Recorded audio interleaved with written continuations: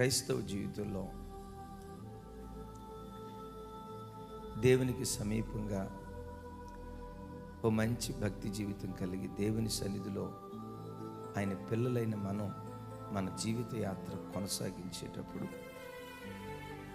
మనం చేసే భక్తికి భిన్నంగా మనం కార్చిన కన్నీటికి వ్యతిరేకంగా శోధనల మీద శోధనలు కొన్నిసార్లు ఎందుకో మన జీవితాల్లో సంభవించటం, వాటిని అనుభవించటం తరచుగా మన జీవితాల్లో జరుగుతూ ఉంటాయి. ఆ పరిస్థితిలో మన జీవితాన్ని ఇతరుల జీవితంతో పోల్చుకుంటూ, మనుషులు కదా, ఇతరుల జీవితాలతో పోల్చుకుంటూ, దేవా నా బ్రతుకులోనే ఎందుకు ఇన్ని శోధనలు కలుగుతున్నాయి, నేనే ఈ శ్రమల కొలిమిలో ఎందుకు నేను ఎంత కాల్చబడుతున్నాను, నా బ్రతుకులోనే రోగం వెంబడి రోగం, సమస్య వెంబడి సమస్య, ఆపద వెంబడి ఆపద, ఇబ్బంది వెంబడి ఇబ్బంది, రోటిలో గోధుమలు దంచబడినట్లుగా నా బ్రతుకు దంచబడుతుంది. నాకే నాకే నాకే ఎందుకు ఇన్ని శోధనలు, నా బ్రతుకులోనే ఎందుకు ఇన్ని సమస్యలు. కొన్నిసార్లు మన పరిస్థితిని తలంచుకుంటూ గుండె లవిసేలాగా ఏడ్చే దినాలు దేవుని పిల్లలుగా మన బ్రతుకుల్లో లేకపోలేదు. ఎందుకు నా కుటుంబంలోనే, ఎందుకు నా పిల్లల జీవితంలోనే, ఎందుకు నా ఇంటిలోనే, ఎందుకు నా వ్యక్తిగత కుటుంబంలోనే ఇలాంటి అల్లకొల్లోలమైన పరిస్థితులు నాకే నాకే నాకే నా జీవితంలోనే ఎందుకు జరుగుతున్నాయి? ఆలోచించి ఆలోచించి తల వేడెక్కి తలపోటు బీపీ తెచ్చుకున్నటువంటి విశ్వాస సమూహం కూడా లేకపోలే. నా సేవా యాత్రలో, విశ్వాస జీవితంలో నేను తెలుసుకున్న, ప్రభు నాకు ప్రత్యక్షపరిచిన ఒక గొప్ప ఆలోచన ఏంటంటే, ఎవరి జీవితాల మీద దేవునికి గొప్ప ప్రణాళిక ఉంటుందో వాళ్ళ జీవితంలోనే గొప్ప గొప్ప సమస్యలు వస్తూ ఉంటాయి. ఎవరి జీవితాల్లో దేవునికి గొప్ప ఉద్దేశాలు, మామూలు ఉద్దేశాలు కాదు, ఉన్నతమైన ఉద్దేశాలు ఎవరి జీవితాల్లో దేవుడు కలిగి ఉంటాడో వాళ్ళనే సాతాను గురిగా కలిగి వీళ్ళ జీవితాల్లో దేవుని ప్రణాళిక నెరవేరకూడదు, వీళ్ళ జీవితాల్లో దేవుని ఉద్దేశం నెరవేరకూడదు, ఆ ఉద్దేశం నెరవేర్చబడకుండా శోధనల ద్వారా ఈ బిడ్డను విశ్వాసంలో నుంచి ఎలాగైనా తొలగించాలి అని అలాంటి వ్యక్తుల మీదే సాతాను గురి కలిగి వాళ్ళ జీవితాల్లో మరెక్కువ శోధనలు కలుగు చేస్తాడు. దేవుని బిడ్డలారా, నీ జీవితంలో సమస్య వెంబడి సమస్య, శోధన వెంబడి శోధన, నీవు తట్టుకోలేని శోధనల చేత నువ్వు పీడించబడుతున్నావు అంటే నీ మనసులో నుంచి వెంటనే రావాల్సిన ఆలోచన ఏంటో తెలుసా? ఈ మట్టి గట్టు మీద మహిమ కలిగిన దేవుడు గొప్ప ప్రణాళికలైన కలిగి ఉన్నాడు. ఆ ప్రణాళికలు కలిగి ఉన్నాడు కాబట్టి ఈ భయంకరమైన శోధనలు నా జీవితంలో కలుగుతున్నాయని కాస్త ధైర్యం తెచ్చుకొని మరెక్కువ భక్తిగా బ్రతకటానికి దేవుని సన్నిధిలో ప్రాకులాడుదాము గాక.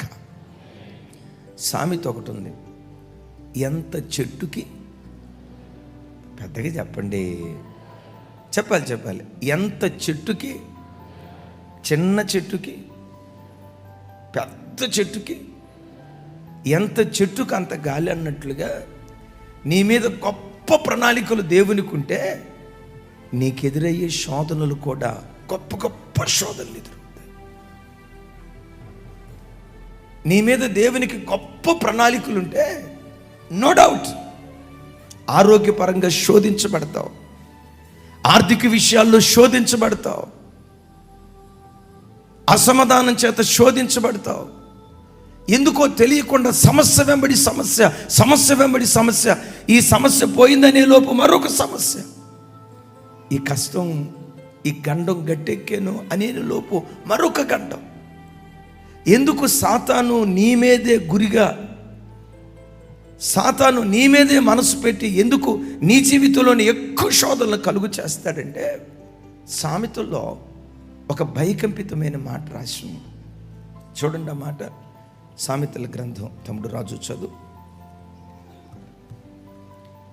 6వ అధ్యాయం 26వ వచనం.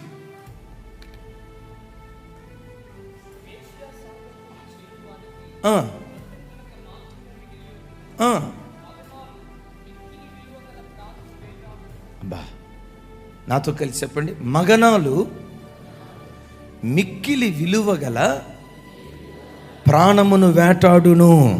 బా, ఆ మాట చూడండి. మగనాలు అంటే ఇక్కడ ఆధ్యాత్మికంగా సాతాను గుర్తుగా ఉంది.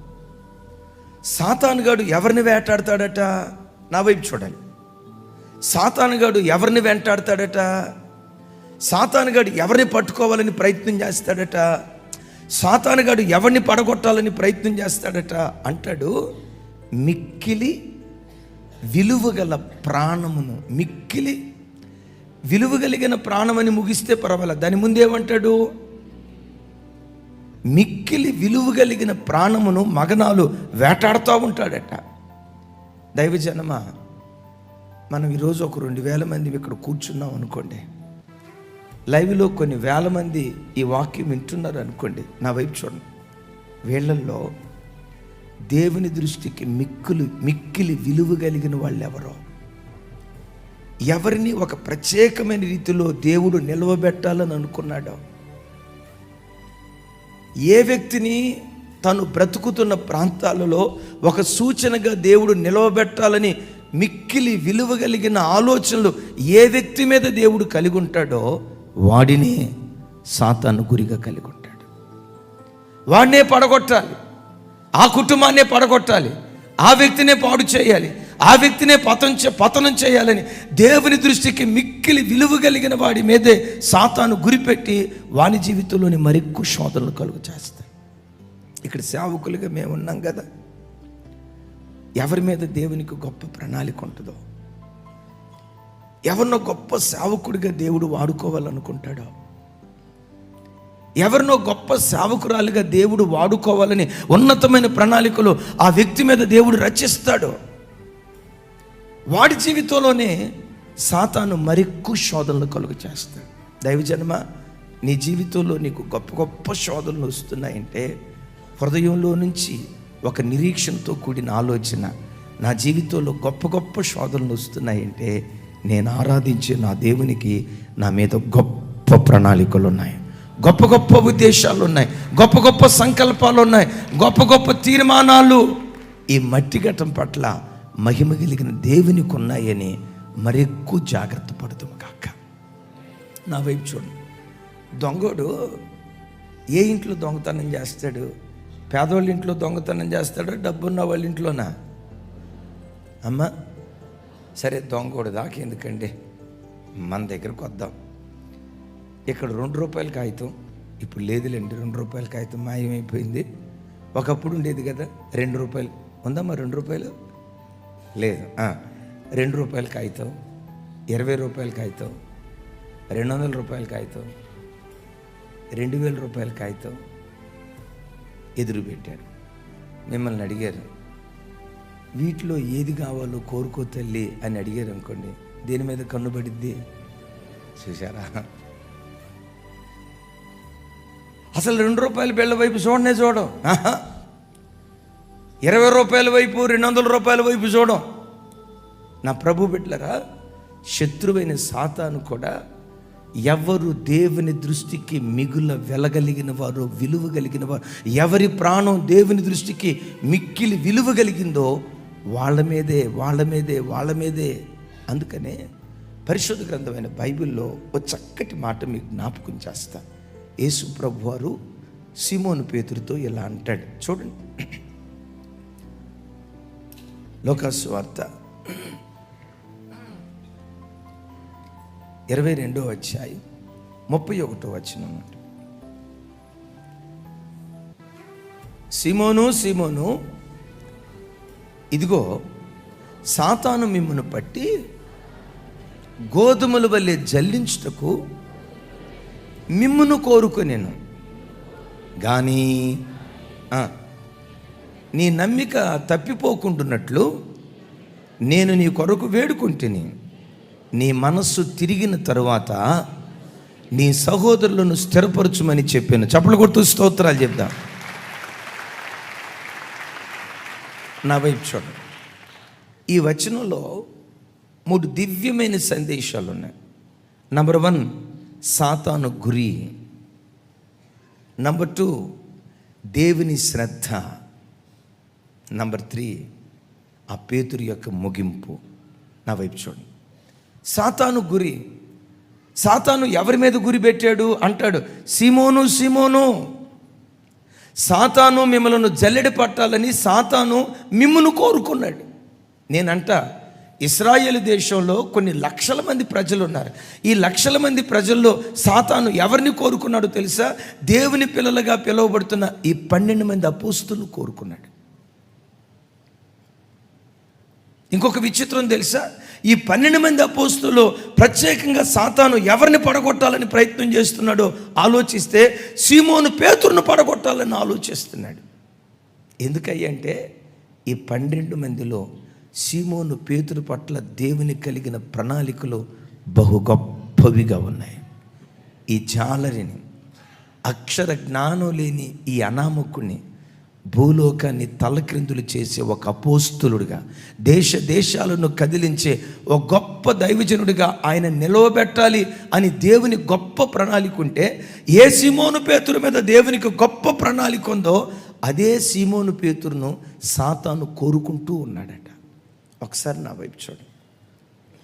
బైబిల్లో ఎవరెవరి మీద దేవునికి గొప్ప ప్రణాళిక ఉందో ఆ గొప్ప ప్రణాళిక కలిగిన వారిని తల్లి కడుపులో ఉన్నప్పుడే కొందరిని చిదిమేయాలని సాతాను ప్రయత్నం చేశాడు. తల్లి కడుపులో నుంచి అట్లా బయటకు వచ్చారో లేదో పసికందుగా ఉన్నప్పుడే వాళ్ళని చంపాలని సాతాను ప్రయత్నం చేశాడు. పసికందుగా ఉన్నప్పుడు దొరకకపోతే యవన వయసులోనైనా, యవన వయసులో దొరకపోతే నడి వయసులోనైనా, నడి వయసులో దొరకపోతే చనిపోయే ఆఖరి క్షణాల వరకు సాతాను ఆ వ్యక్తులను కోరుకొని ఆ వ్యక్తిని మింగాలని ప్రయత్నం చేస్తూ ఉంటాడు. అప్పటి వరకు ఐగుప్తు దేశంలో ఇశ్రాయేలీల జీవితం చాలా సాఫీగా సాగుతుంది. యోకెబెద్ అనే తల్లి అహరోను అనే ఒక కొడుకుని కందే. ఆ దినాల్లో ఏ విధమైన మరణ శాసనం రాలేదు. ఏమని? ఐగుప్తు దేశంలో హెబ్రీ స్త్రీలు ఒకవేళ మగ సంతానానికంటే ఆ మగ పిల్లలందరూ చంపబడాలి. అహరోను పుట్టిన దినాల్లో ఈ మరణ శాసనం రాలా.